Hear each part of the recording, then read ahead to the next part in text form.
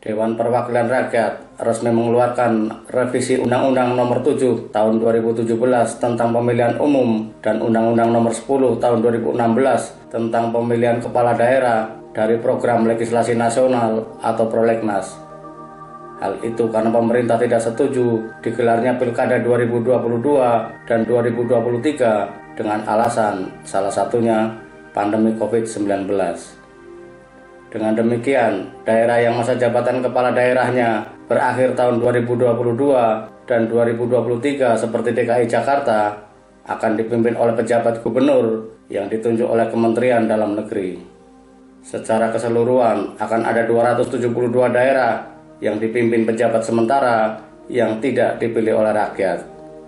Jumlah yang sangat banyak dan merugikan partai-partai politik, non-penguasa maupun partai pendukung pemerintah yang tidak terlalu menonjol seperti P3, PKB, dan Nasdem. Sebab terbuka kemungkinan yang akan menjadi pejabat kepala daerah merupakan pegawai pemerintah yang memiliki loyalitas kepada partai tertentu, meski secara normatif aparatur sipil negara atau ASN dilarang berpolitik. Mengapa fraksi-fraksi besar di DPR tiba-tiba mengekor kemauan pemerintah? Ini aneh. Beda hal jika sejak awal sudah menolak, kita pun akan menghargai sikap politiknya. Tetapi jika karena, dalam tanda petik, arahan eksekutif, tentu sangat memprihatinkan karena berpotensi menciderai kemandirian DPR. Seperti diketahui, wacana untuk mengeluarkan revisi Undang-Undang Pemilu dari Prolegnas terjadi setelah Presiden Joko Widodo meminta agar partai mengkaji ulang rencana itu, terutama terkait Pilkada 2022 dan 2023 karena masih pandemi COVID-19. Mestinya pandemi COVID-19 tidak dijadikan alasan untuk menolak Pilkada 2022 dan 2023 karena kita sudah punya contoh di mana pemerintah ngotot melaksanakan Pilkada 2020 saat pandemi COVID-19 sedang memuncak. Justru pada tahun 2022 dan 2023 diperkirakan pandemi sudah reda karena program vaksinasi sudah berjalan dan menurut target pemerintah selesai dalam setahun. Kita berharap DPR tidak mengulang sejarah kelam ketika diposisikan hanya sebagai tukang ketuk palu eksekutif. Meski kita pun menolak DPR mengatur eksekutif. Kita ingin semua lembaga negara berperan sesuai tugas dan fungsinya tanpa satu pihak menjadi super body. Demokrasi yang kuat adalah ketika seluruh komponen trias politika berfungsi dengan baik sesuai kedudukannya. Saat legislatif hanya difungsikan sebagai tukang ketuk palu kebijakan eksekutif, maka sesungguhnya demokrasi kita tidak sedang baik-baik saja.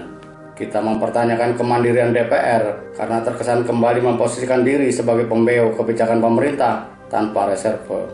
Ada beberapa peristiwa yang dapat dijadikan rujukan hingga memunculkan kesan demikian itu.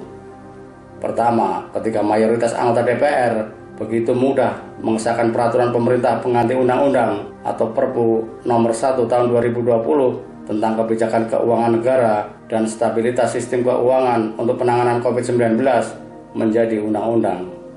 Padahal Perpu tersebut mengebiri fungsi pengawasan DPR sekaligus memberikan kewenangan sangat luas kepada eksekutif untuk menggunakan anggaran negara tanpa harus meminta persetujuan DPR.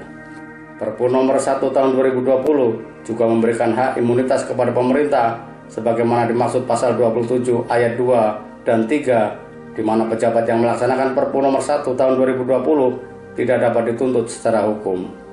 Fakta menunjukkan pengelolaan anggaran COVID-19 tidak selalu steril dari korupsi, sebagaimana yang terjadi di Kementerian Sosial era Juliari Batubara. Uang bantuan sosial untuk warga miskin terdampak pandemi dijadikan bancakan politisi dan penyelenggara negara. Kedua, pengesahan Omnibus Law Cipta Kerja.